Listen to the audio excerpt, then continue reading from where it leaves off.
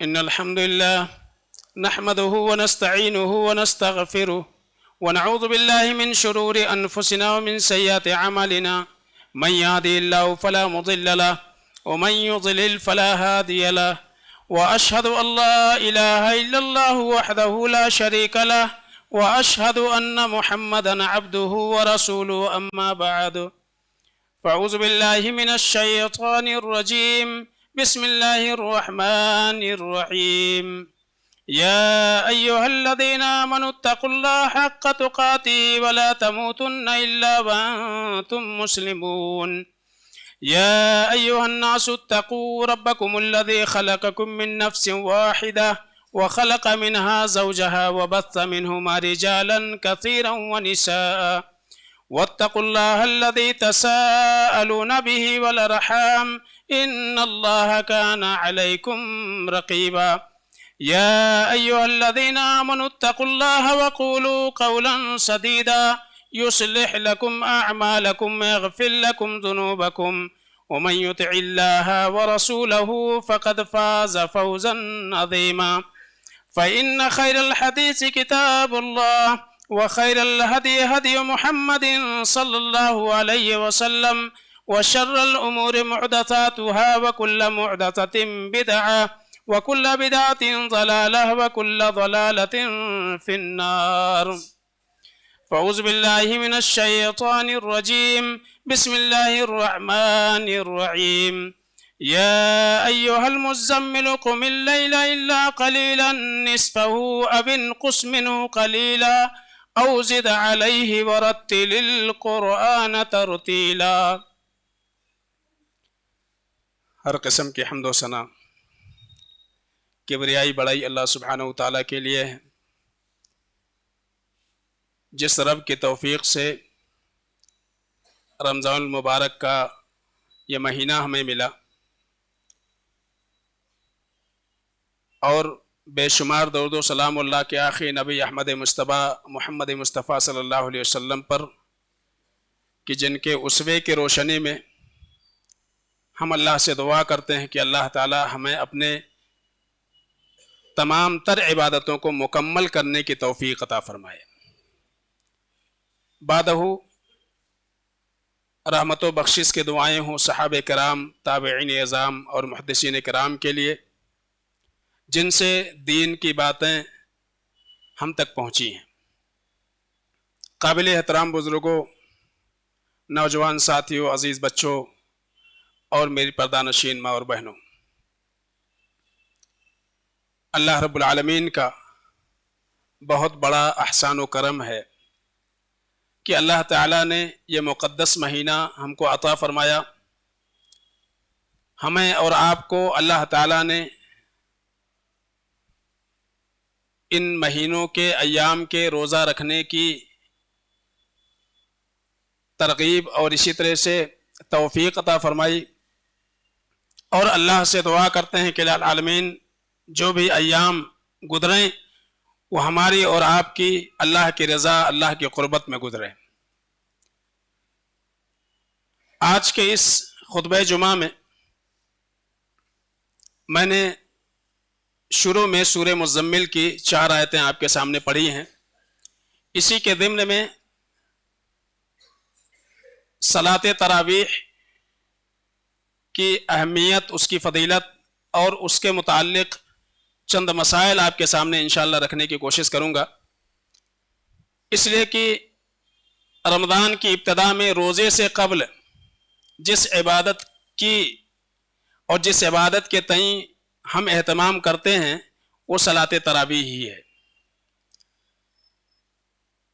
اس میں سمجھنے کی چیز یہ ہے کہ عام طور سے بہت سارے لوگ یہ سمجھتے ہیں کہ تراویح الگ ہے، قیام اللیل الگ ہے، تہجد الگ ہے، لیکن ایسا بالکل نہیں ہے۔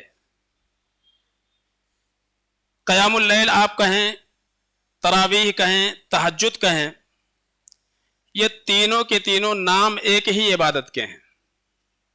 رمضان کے مہینے میں ہم اس کو تراویح کے نام سے یاد کرتے ہیں، عام دنوں میں ہم اس کو قیام اللیل یا تہجد کی نماز کہتے ہیں۔ لیکن ہوتا یہ ہے کہ ہمارے یہاں کچھ الگ معاملہ ہے. رمضان کے ابتدائی 2 عشروں میں اس کو تراویح سے تعبیر کرتے ہیں اور آخری عشرے میں کہتے ہیں اس کا نام قیام اللیل ہے, اور باقی سال کے 11 مہینے کہتے ہیں اس کا نام تہجد ہے. حالانکہ یہ تینوں نام کسی الگ عبادت کے نہیں ہیں, بلکہ تراویح کہہ لیں آپ, تہجد کہہ لیں, قیام اللیل کہہ لیں, ایک ہی نام ہے. یہ ایک ہی نام ہے, کچھ الگ نہیں ہے. اس کی فضیلت کیا ہے؟ اللہ کے نبی جناب محمد مصطفیٰ صلی اللہ علیہ وسلم نے ارشاد فرمایا, من قام رمضان ایمانا واحتسابا غفر له ما تقدم من ذنبه. جو شخص رمضان کے مہینے میں قیام کرے, یعنی قیام اللیل ادا کرے, کس کے ساتھ؟ ایمان کے ساتھ. ایمان کا 2 معنی ہے.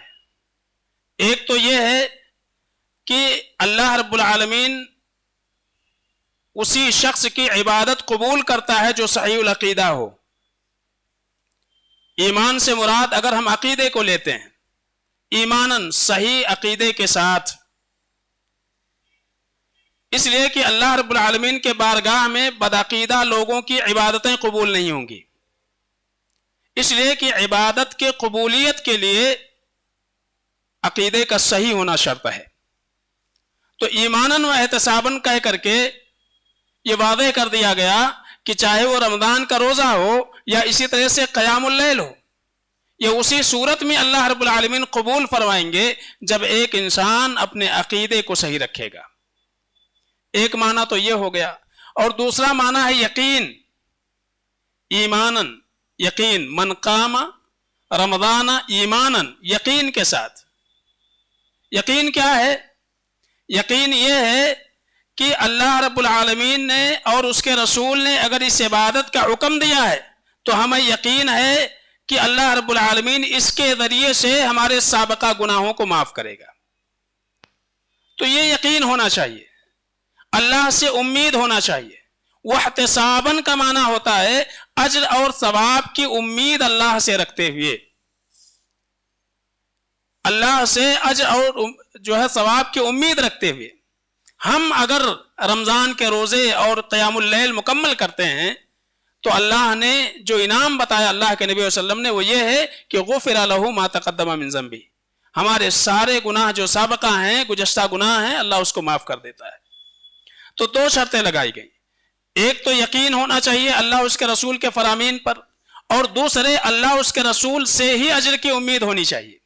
ایسا نہیں ہے کہ اگر ہم رمضان کے مہینے میں روزہ نہ رکھیں یا رمضان کے مہینے میں تراویح کے لیے نہ جائیں تو لوگ کہیں گے کہ بڑا ہی شیطان قسم کا انسان ہے, رمضان میں بھی نہیں سدھرا ہے.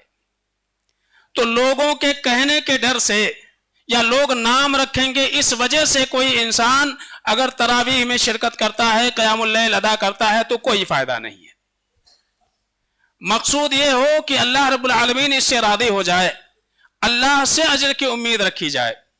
اسی طرح سے اللہ کے نبی صلی اللہ علیہ وسلم نے ارشاد فرمایا, علیکم بقیام اللیل, اے لوگو قیام اللیل کو لازم پکڑو, یعنی تہجد, تراویح, قیام اللیل اس کو اپنی زندگی میں لاؤ. فَإِنَّهُ دَابُ الصَّالِحِينَ قَبْلَكُمْ, اس لیے کہ تم سے پہلے جو نیک لوگ گزرے ہیں ان کا یہ طریقہ رہا ہے. رات میں قیام کرنا, اللہ کی عبادت کرنا, راتوں کے کچھ حصے اللہ رب العالمین کو راضی کرنے کے لیے گزارنا, یہ داب الصالحین ہے, نیک لوگوں کا طریقہ رہا ہے. وَقُرْبَةٌ إِلَى اللَّهِ, اور اللہ رب العالمین کی قربت کا ذریعہ ہے. اللہ کے رسول صلی اللہ علیہ وسلم فرماتے ہیں, لا يزال عبدی يتقرب الی بالنوافل حتى احبہ, کہ ایک بندہ نوافل کے ذریعے سے اللہ رب العالمین کی قربت حاصل کرنے کی کوشش کرتے رہتا ہے, یہاں تک کہ ایک وقت وہ بھی آ جاتا ہے کہ اللہ اس سے محبت کرنے لگتا ہے. تو نوافل کی ادائیگی اور قیام اللیل کی ادائیگی یہ اللہ رب العالمین کی قربت کا سبب ہے, اور جس قدر آپ اللہ رب العالمین کے قریب ہونے کی کوشش کریں گے اسی قدر اللہ رب العالمین کی محبت آپ کو حاصل ہوگی. اللہ رب العالمین آپ کو چاہنے لگے گا، اللہ آپ سے محبت کرنے لگے گا۔ تو ایک فائدہ تو یہ بتایا گیا کہ قربۃ الی اللہ ہے، رات میں قیام کرنا صالحین کا طریقہ ہے، اور اس کا فائدہ یہ ہے کہ یہ اللہ سے قربت کا ذریعہ ہے، تو قربۃ الی اللہ۔ اور اسی طرح سے دوسرا فائدہ وہ منہات للاسم، اللہ کے نبی فرماتے ہیں کہ رات میں قیام کرنا، تراویح کی نماز ادا کرنا، یا قیام اللیل یا تہجد پڑھنا، یہ کیا ہے؟ منہات للاسم ہے، گناہوں سے روکنے اور بچانے کا سبب ہے۔ ایک آدمی اگر اللہ اس کو توفیق دے کہ دن تو اس کی عبادتوں میں گزرتے ہی ہیں، رات بھی اگر اس کی عبادتوں میں گزر رہی ہے، تو اپنے آپ کو گناہوں سے ضرور بچانے کی کوشش کرے گا کہ اتنا مشقت بھرا اگر کوئی کام کر رہا ہے تو پھر اللہ کو ناراضگی والا کام کیسے کرے گا، کرنے والے عمل وہ کیسے انجام دے گا؟ تو منہات للاسم، گناہوں سے بچانے کا سبب ہے، اور مغفرۃ للسیئات، اللہ کے نبی صلی اللہ علیہ وسلم نے فرمایا کہ ہمارے گناہوں کے کفارے کا سبب ہے، گناہوں کے مٹانے کا سبب ہے۔ تو یہ تین جو ہے فائدے ہو گئے۔ چوتھا فائدہ جو اللہ کے نبی صلی اللہ علیہ وسلم نے قیام اللیل کا، تراویح کا، تہجد کا بتایا، آپ نے فرمایا مطردۃ للداء فی الجسد، جسمانی بیماری سے بچاؤ کا ذریعہ ہے، جسمانی بیماریوں سے بچاؤ کا بھی ذریعہ ہے کہ ایک انسان اگر اپنی زندگی میں اس کو لا لے، اس کو اپنائے، تو جسمانی بیماریوں سے اللہ رب العالمین اس کی حفاظت کرے گا۔ مطردۃ للداء فی الجسد، جسمانی بیماری سے آدمی محفوظ رہے گا۔ تو ایک تو یہ واضح ہو گیا کہ قیام اللیل ہو، تراویح ہو، تہجد ہو، سب ایک ہی نمازیں ہیں۔ اب سوال یہ ہے کہ اللہ کے رسول صلی اللہ علیہ وسلم کا کیا طریقہ رہا ہے اس میں؟ اب وہ آیت پہ آ جاتے ہیں جو میں نے شروع میں پڑھی ہے، سورہ مزمل کی 4 آیتیں۔ اللہ فرماتے ہیں یا ایھا المزمل، اے محمد صلی اللہ علیہ وسلم، آپ جو چادر لپیٹ کر کے سوئے ہوئے ہیں کھڑے ہو جائیے، قم اللیل الا قلیلا، اے اللہ کے نبی صلی اللہ علیہ وسلم آپ کھڑے ہو جائیے، اٹھ جائیے۔ اللہ کے رسول صلی اللہ علیہ وسلم سو رہے تھے چادر اوڑھ کر کے، تو اللہ تعالیٰ نے اسی حالت میں اللہ کے نبی صلی اللہ علیہ وسلم کو خطاب فرمایا ہے۔ یہ بھی اللہ کی محبت کا ایک مظہر ہے اللہ کے نبی صلی اللہ علیہ وسلم سے۔ نام نہیں لیا، یا ایھا المزمل قم اللیل الا قلیلا، اے نبی، اے محمد صلی اللہ علیہ وسلم آپ کھڑے ہو جائیے، رات میں قیام کیجئے۔ کتنا؟ قم اللیل الا قلیلا، پوری رات سوائے تھوڑے حصے کے، یعنی پوری رات آپ قیام کیجئے، پوری رات، تھوڑا سا حصہ آپ چھوڑیں رات کا۔ اس کے بعد کہا گیا قم اللیل الا قلیلا نصفہ، یا اسی طرح سے آپ کم سے کم آدھی رات تک قیام میں گزاریں، آدھی رات تک اللہ کی عبادت میں گزاریں۔ او انقص، یا آدھی رات سے تھوڑا سا کم کر لیں، آدھی رات سے تھوڑا سا کم کر لیں۔ او زد علیہ، یا چاہیں تو آدھی رات سے تھوڑا سا بڑھا لیں۔ تو یہ کتنی حالتیں ہو گئی؟ ایک تو یہ ہے کہ اللہ کے نبی صلی اللہ علیہ وسلم کو یہ تعلیم ہے کہ آپ پوری رات قیام میں گزاریے، پوری رات اللہ رب العالمین کی عبادت میں آپ مصروف رہیے۔ اس کے بعد کہا گیا او نصفہ، یا اسی طرح سے اب نصف، یا اسی طرح سے آدھی رات تک۔ تو پوری رات ہو گئی، آدھی رات ہو گئی، پھر کہا گیا آدھی رات سے تھوڑا کم، یعنی 1/3 رات تک۔ او زد علیہ، یا 2/3 رات تک۔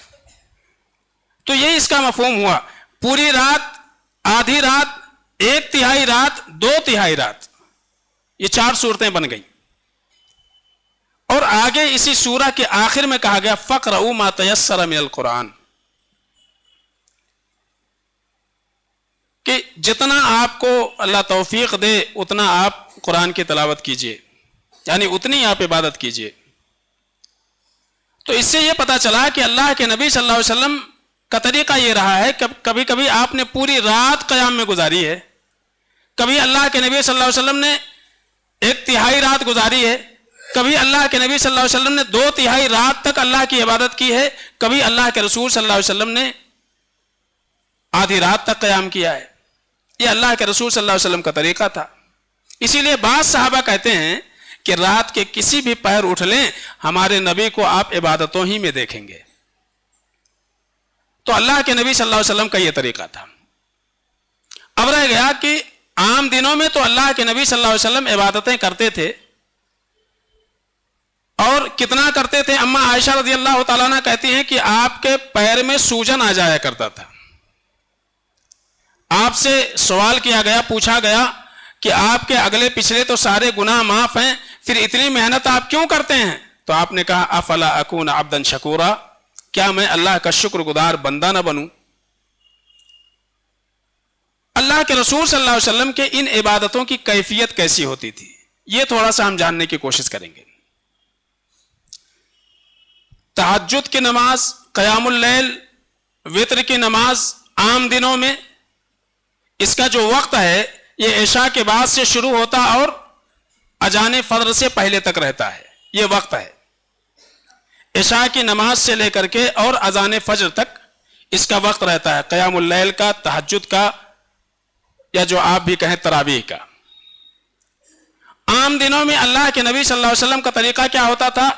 اگر اللہ کے نبی صلی اللہ علیہ وسلم کو 1/3 رات عبادت کرنی ہے تو آخری وقت میں اٹھتے تھے۔ 2/3 اگر آپ کو عبادت کرنی ہوتی تھی تو اللہ کے نبی صلی اللہ علیہ وسلم آدھی رات سے کچھ پہلے ہی عبادت میں لگ جاتے تھے۔ آدھی رات تک ارادہ ہوتا تھا تو اللہ کے نبی صلی اللہ علیہ وسلم عشاء کے بعد سے لگ جاتے تھے۔ پوری رات کا تو اللہ کے نبی صلی اللہ علیہ وسلم عشاء کے بعد سے اور پوری رات طلوع فجر تک اللہ کے نبی صلی اللہ علیہ وسلم عبادت کیا کرتے تھے۔ یہ اللہ کے نبی صلی اللہ علیہ وسلم کا طریقہ تھا۔ رمضان میں اللہ کے نبی صلی اللہ علیہ وسلم کا کیا معمول رہا؟ اگر آپ دیکھیں سنن ابن ماجہ اور سنن نبی داؤد، اس کی حدیث نمبر 1375 اور 1327 آپ دیکھ لیں، روایتیں بالکل صحیح ہیں۔ راوی حضرت ابو ذر غفاری رضی اللہ تعالیٰ عنہ ہیں۔ وہ یہ کہتے ہیں کہ اللہ کے نبی صلی اللہ علیہ وسلم نے پورے رمضان کا پورا مہینہ گزر گیا۔ اس پورے رمضان کے مہینے میں اللہ کے نبی صلی اللہ علیہ وسلم نے ہم کو جماعت سے نماز نہیں پڑھائی۔ یعنی طریقہ یہ رہا کہ اللہ کے رسول صلی اللہ علیہ وسلم خود ہی اکیلے تنے تنہا تراویح کی نماز پڑھا کرتے تھے، صحابہ بھی تنے تنہا تراویح کی نماز اکیلے پڑھا کرتے تھے۔ لیکن ایک سال ایسا ہوا کہ اللہ کے نبی صلی اللہ علیہ وسلم کا یہ طریقہ رہا ہے، بات آئے گی آگے انشاءاللہ، کہ اعتکاف اللہ کے نبی صلی اللہ علیہ وسلم ہر سال بیٹھا کرتے تھے۔ تو کہتے ہیں کہ ایک سال اللہ کے رسول صلی اللہ علیہ وسلم جب رمضان کے مہینے کی 7 راتیں باقی رہ گئیں، رمضان کے مہینے کی 7 راتیں باقی رہ گئیں، تو اللہ کے نبی صلی اللہ علیہ وسلم اپنے حجرے سے باہر نکلے اور آپ صلی اللہ علیہ وسلم نے ہم کو نماز پڑھائی۔ نماز کتنی پڑھائی؟ کہتے ہیں کہ 1/3 رات تک اللہ کے نبی صلی اللہ علیہ وسلم نے ہم کو نماز پڑھائی، 1/3 رات تک۔ اس کے بعد یہ 23ویں یعنی 7 راتیں جو باقی رہ گئی ہیں، تو یعنی 23ویں رات کو اللہ کے نبی صلی اللہ علیہ وسلم اپنے حجرے سے باہر نکلے تھے۔ 23ویں رات تھی، تو 23ویں رات کو اللہ کے نبی صلی اللہ علیہ وسلم نے نماز پڑھائی صحابہ کو۔ کب تک؟ 1/3 رات تک۔ 1/3 رات گزرنے تک اللہ کے نبی صلی اللہ علیہ وسلم نے نماز پڑھائی۔ اب کوئی یہ نہ کہے کہ اللہ کے نبی صلی اللہ علیہ وسلم نے 1/3 رات آخری وقت میں پڑھائی، نہیں، شروع میں عشاء کے بعد کی بات کر رہا ہوں میں۔ عشاء کے بعد سے اللہ کے نبی صلی اللہ علیہ وسلم نے کتنی پڑھائی؟ جب رات کا 1/3 حصہ گزر گیا، یہاں تک آپ صلی اللہ علیہ وسلم نے نماز پڑھائی۔ اس کے بعد کہتے ہیں کہ 24ویں، اس کے بعد جو رات آئی 24ویں، آپ صلی اللہ علیہ وسلم اپنے حجرے سے باہر نہیں آئے۔ جو معتکف تھا آپ کا، جہاں بیٹھے تھے، اس سے باہر نہیں آئے، ہم انتظار کرتے رہے، پھر ہم نے اپنی پڑھی اور چلے گئے۔ اس کے بعد کہتے ہیں کہ اس کے بعد والی جو رات آئی، یعنی جب 5 راتیں رہ گئی، یعنی 25ویں رات، تب اللہ کے نبی صلی اللہ علیہ وسلم باہر آئے اور پھر ہم کو آپ نے جماعت کے ساتھ نماز پڑھائی۔ کب تک؟ آدھی رات تک، الی نصف اللیل او الی منتصف اللیل، یہ حدیث کے الفاظ ہیں۔ آدھی رات تک اللہ کے نبی صلی اللہ علیہ وسلم نے ہم کو پڑھائی. تو 23ویں کو اللہ کے نبی صلی اللہ علیہ وسلم نے 1/3 رات تک پڑھائی. 25ویں میں اللہ کے نبی صلی اللہ علیہ وسلم نے آدھی رات تک پڑھائی. اور کہتے ہیں کہ پھر 26ویں کو ہم انتظار کرتے رہے, آپ صلی اللہ علیہ وسلم باہر نہیں آئے. پھر 27ویں کو اللہ کے نبی صلی اللہ علیہ وسلم باہر آئے اور آپ نے ہم کو پوری رات پڑھائی, یہاں تک کہ ہمیں فلاح کا خوف ہو گیا, فلاح چھوٹنے کا خوف ہو گیا.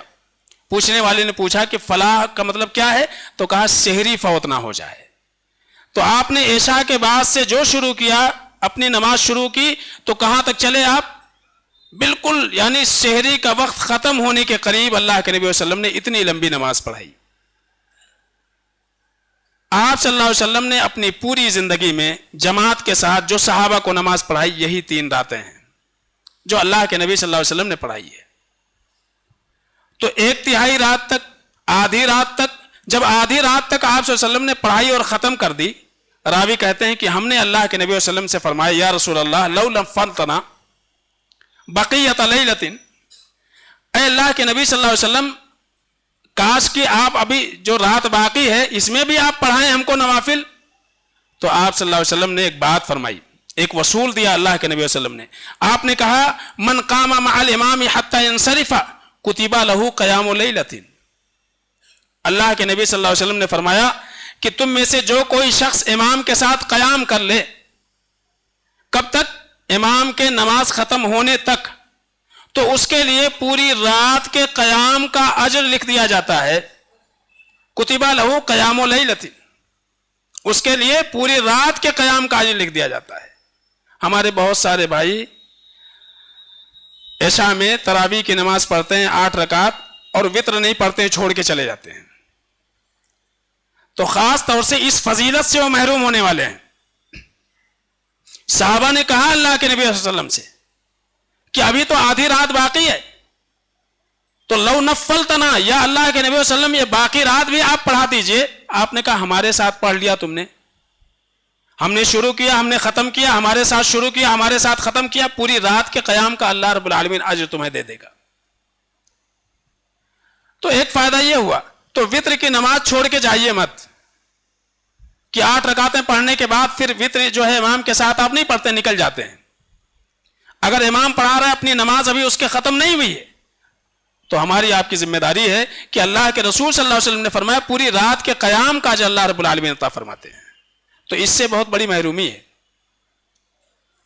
تو اس سے یہ پتا چلا کہ اللہ کے رسول صلی اللہ علیہ وسلم نے 3 راتیں, اور یہ جو آخری رات ہے اللہ کے نبی صلی اللہ علیہ وسلم, وہاں آگے قرآن کی آیت پر پہلے غور کر لیں. اللہ فرماتے ہیں وَرَتِّلِ الْقُرْآنَ تَرْتِيلًا, اور اے نبی قرآن کو ترتیل کے ساتھ آپ پڑھیے. ترتیل کا جو معنی ہوتا ہے, رتل کا معنی ہوتا ہے خوبصورتی, جس میں ٹھہراؤ ہو, حسن ادائیگی. تو یہ ہے کہ ایک انسان آسانی سے حسن ادائیگی کے ساتھ ٹھہر ٹھہر کر کے ایک ایک لفظ کو واضح کر کے پڑھے, یہی ہے ترتیل. اللہ کے نبی صلی اللہ علیہ وسلم کے نمازوں کی کیفیت ایسے ہی ہوا کرتی تھی. اب آئیے ایک دوسری روایت پہ آپ غور کر لیں. حضرت عبداللہ بن مسعود رضی اللہ تعالیٰ عنہ اور حضرت حذیفہ بن یمان رضی اللہ تعالیٰ عنہ اللہ کے نبی صلی اللہ علیہ وسلم کے اس نماز کی کیفیت بیان کر رہے ہیں.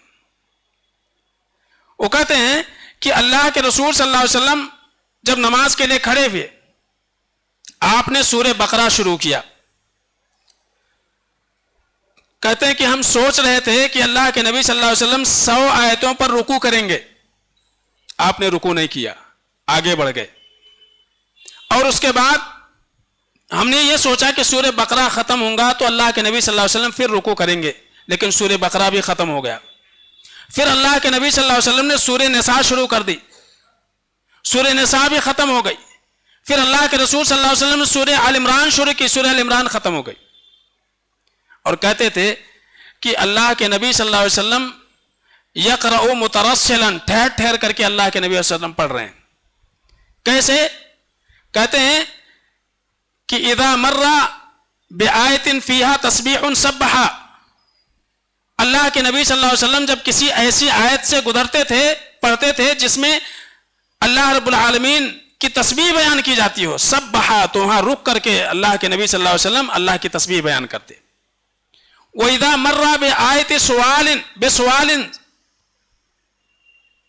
اللہ کے نبی صلی اللہ علیہ وسلم جب کسی ایسی آیت سے گزرتے تھے جس میں اللہ سے کچھ مانگے جانے کی تعلیم ہو تو سألا، تو اللہ کے نبی صلی اللہ علیہ وسلم وہاں رک کر کے سوال کرتے تھے، مانگتے تھے اللہ تعالیٰ سے.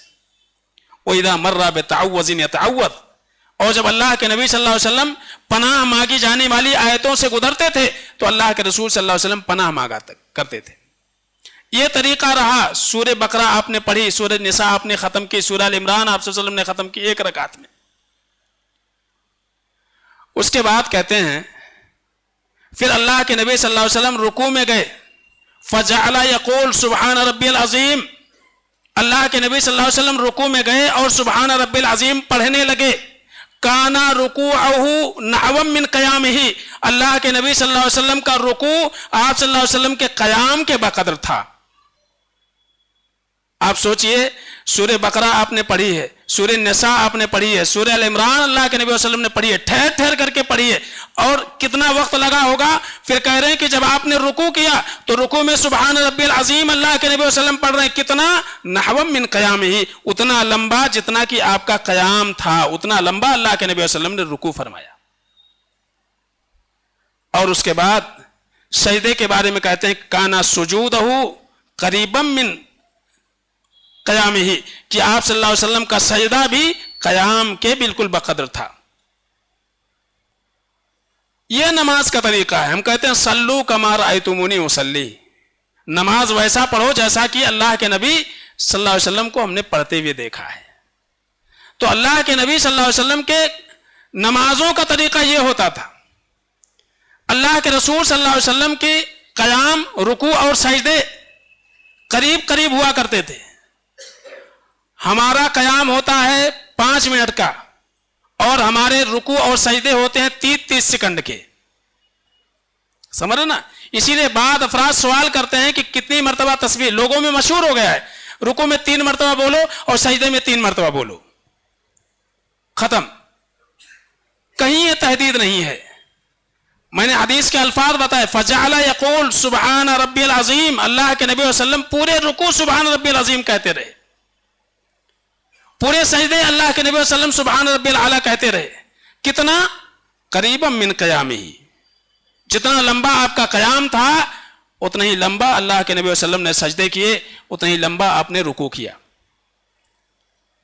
تو یہ سوال ختم ہو جاتا ہے. اگر ہمارا قیام 3 آیتوں کا ہے تو آپ 3 مرتبہ پڑھو.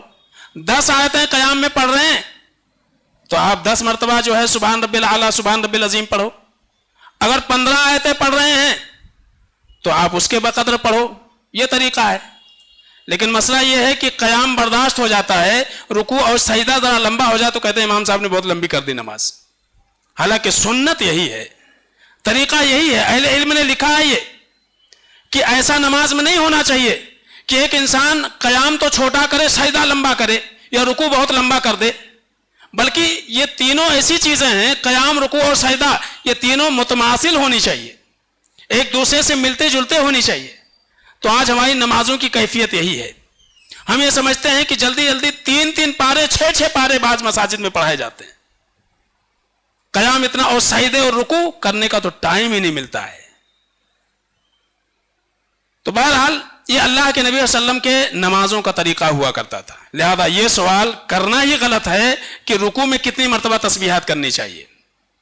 آپ جتنا لمبا قیام کریں اتنے ہی زیادہ آپ تسبیحات پڑھیں، اتنے ہی زیادہ آپ سجدے میں جو ہے تسبیحات کریں اور رکوع میں تسبیحات کریں. یہ آپ کے اوپر ہے. ایسا نہیں ہے کہ ایک بہت لمبا، ایک بہت چھوٹا، ایک بالکل چھوٹا، ایسا نہیں کرنا ہے. تو عبداللہ بن مسعود رضی اللہ تعالیٰ عنہ کہتے ہیں لقد ہممت بسوء بامر سوء، کہتے ہیں کہ میرے دل میں جب اللہ کے نبی صلی اللہ علیہ وسلم کے پیچھے میں کھڑا ہو کر کے پڑھ رہا تھا میرے دل میں برے خیالات پیدا ہونے لگے. پوچھا کیا برے خیالات؟ تو کہا کہ لقد ہممت ان اجلس او ادعه. اتنا لمبا قیام اللہ کے نبی صلی اللہ علیہ وسلم کا، سورہ بقرہ پڑھ ڈالی آپ نے, سورہ نساء پڑھ دی, سورہ آل عمران پڑھ دی. کہتے ہیں میرا جی بول رہا تھا کہ میں بیٹھ جاؤں اور نماز کو چھوڑ دوں, اس لیے کہ اتنا لمبا رکوع, اتنے لمبے سجدے. اسی لیے اما عائشہ کہتے ہیں پیر میں سوجن آ جایا کرتا تھا. تو بتانا یہ مقصود ہے کہ اللہ کے نبی صلی اللہ علیہ وسلم سے جو سنت ہے, آپ صلی اللہ علیہ وسلم کا جو طریقہ رہا ہے وہ یہ ہے کہ تراویح کی نماز اللہ کے نبی صلی اللہ علیہ وسلم نے جماعت کے ساتھ جو پڑھائی وہ عشاء کے بعد پڑھائی ہے, عشاء کے بعد ہی پڑھائی ہے. یہی اللہ کے نبی صلی اللہ علیہ وسلم. اب کب پڑھائی ہے؟ یہ کون سی راتوں کا ذکر میں کر رہا ہوں؟ طاق راتوں کا ذکر کر رہا ہوں. یہ طاق راتیں, شروع کی راتیں نہیں, طاق راتیں. 23ویں 25ویں اور 27ویں کا میں نے ذکر کیا ہے. یہ سنت ہے اللہ کے نبی صلی اللہ علیہ وسلم کی. ہاں رخصت کیا ہے؟ رخصت یہ ہے کہ آپ آخری رات میں ادا کرو, یہ رخصت ہے. لیکن ہمارے یہاں جو معمول چل چکا رہا تھا وہ کیا تھا؟ جو رخصت تھا اس کو ہم نے عین سنت سمجھ لیا تھا, اور جو عین سنت ہے اس کو ہم نے ترک کر دیا. تو رمضان کے پورے ایام میں جو آپ جس کو قیام اللیل کہتے ہیں کہ قیام اللیل نہیں ہوگا کیا اس سال؟ 20 رمضان تو آپ نے پوری تراویح پڑھی, اور جب 10 راتیں باقی رہ جاتے ہیں تو کہتے ہیں قیام اللیل کب ہوگا, یا قیام اللیل نہیں ہوگا کیا؟ ارے ابھی تک کیا کر رہے تھے؟ وہی تو کر رہے تھے. تو الگ ہی نام رکھ دیا ہے اس کا. تو اللہ کے رسول صلی اللہ علیہ وسلم کا طریقہ یہ رہا, سنت یہ رہا کہ اللہ کے نبی صلی اللہ علیہ وسلم نے عشاء کے بعد پڑھائی ہے. امام نووی رحمۃ اللہ علیہ اس حدیث کے ضمن میں جب شرح کرتے ہیں, لکھتے ہیں, ان سے کسی نے پوچھا کہ تراویح کا وقت کیا ہے, کیا ہونا چاہیے؟ تو انہوں نے کہا کہ تراویح کا وقت عشاء کے بعد سے لے کر کے اور طلوع فجر تک ہے. کہتے ہیں کب پڑھنا چاہیے؟ تو کہتے ہیں کہ افضل یہ ہے, بہتر یہ ہے کہ رمضان کے دنوں میں تراویح کی نماز عشاء کے بعد پڑھی جائے. کہتے ہیں یہ افضل ہے, یہ افضل ہے کہ رمضان کے دنوں میں تراویح کے بعد پڑھی جائے, اور یہی مسلمانوں کا طریقہ رہا ہے. امام نووی رحمۃ اللہ علیہ مجموع الفتاوی کے اندر کہتے ہیں یہی مسلمانوں کا طریقہ رہا ہے. امام احمد بن حنبل رحمۃ اللہ علیہ سے پوچھا گیا تو انہوں نے کہا کہ میں مسلمانوں کا طریقہ پسند کرتا ہوں. مسلمانوں سے مراد صحابہ کرام رضوان اللہ علیہ مجمعین, تابعین, تبع تابعین, ان کا طریقہ یہی رہا ہے کہ وہ تراویح کی نماز بعد نماز عشاء پڑھ لیا کرتے تھے. تو کہتے ہیں میں وہ طریقہ پسند کرتا ہوں جو مسلمانوں کا طریقہ رہا ہے. تو اللہ کے نبی صلی اللہ علیہ وسلم کا, ہاں امام نووی رحمۃ اللہ علیہ کہتے ہیں کہ اگر آپ جماعت کے ساتھ مسجد میں پڑھ رہے ہیں تو عشاء کے بعد پڑھنا افضل ہے, اور اگر کوئی تنہا پڑھ رہا ہے تو اس کو اختیار ہے, چاہے وہ عشاء کے بعد پڑھ لے, آدھی رات میں پڑھ لے, یا اسی طرح سے 2/3 رات گزرنے کے بعد پڑھ لے. تو کوئی تنہا پڑھ رہا ہے تو اس کو اختیار ہے, وہ جب چاہے پڑھے, عشاء کے بعد سے لے کر کے اور طلوع فجر تک. لیکن اگر آپ جماعت کے ساتھ ادا کر رہے ہیں, ایک امام کے پیچھے ادا کر رہے ہیں, تو آپ کی ذمہ داری افضل یہ طریقہ ہے کہ آپ عشاء کے بعد پڑھو. حضرت عمر بن خطاب رضی اللہ تعالیٰ عنہ کا طریقہ اگر آپ دیکھیں گے, یعنی اللہ کے نبی صلی اللہ علیہ وسلم نے 3 رات جماعت کے ساتھ نماز پڑھائی, اس کے بعد آپ نے نہیں پڑھی. ابو بکر صدیق رضی اللہ تعالیٰ عنہ کے زمانے میں بھی ایسا ہی رہا, جماعت کے ساتھ تراویح کی نماز نہیں ہوئی. عمر بن خطاب رضی اللہ تعالیٰ عنہ نے اپنے دور خلافت میں تمیم داری اور ابی بن کعب رضی اللہ تعالیٰ عنہ کی امامت میں مسلمانوں کو جماعت کے ساتھ تراویح پڑھانے کا نظم فرمایا. لیکن خود عمر بن خطاب رضی اللہ تعالیٰ عنہ آخری وقت میں تنہا پڑھا کرتے تھے. تو اگر کوئی تنہا پڑھنا چاہتا ہے اس کو اختیار ہے کہ وہ رات کے آخری حصے میں پڑھے. لیکن اگر جماعت کے ساتھ نظم کیا جا رہا ہے تو عمر بن خطاب رضی اللہ تعالیٰ عنہ کا طریقہ یہی رہا. ہمارے نبی جناب محمد مصطفیٰ صلی اللہ علیہ وسلم کی سنت یہی رہی ہے, آپ کا طریقہ یہی رہا ہے کہ پورے رمضان میں اللہ کے نبی صلی اللہ علیہ وسلم عشاء کے بعد پڑھا کرتے تھے. تو آپ تنہا جب پڑھتے تھے آپ آخری وقت میں پڑھتے تھے, لیکن جماعت کے ساتھ جو اللہ کے نبی صلی اللہ علیہ وسلم نے مسلمانوں کو پڑھایا, صحابہ کو پڑھایا, تو عشاء کے بعد ہی پڑھائی. تو 2-3 باتیں سامنے آ گئیں, واضح ہو گئیں. قیام اللیل, وطر, تراویح, یہ تینوں الگ نہیں ہیں, تینوں ایک ہی عبادت کا نام ہے.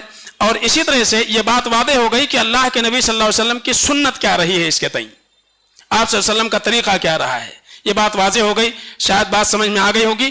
اور اسی طرح سے تیسری بات جو میں نے واضح کی آپ کے سامنے کہ ہمارے نمازوں کی کیفیت کیسی ہونی چاہیے.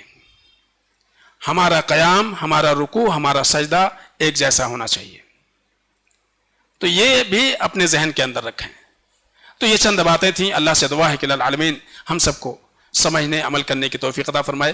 الہ العالمین یہ جو آنے والی راتیں ہیں، آنے والے دن ہیں، الہ العالمین ان دنوں کو، ان راتوں کو الہ العالمین زیادہ سے زیادہ تیری رضا کے کام میں الہ العالمین ہم سب کو گزارنے کی توفیق عطا فرما۔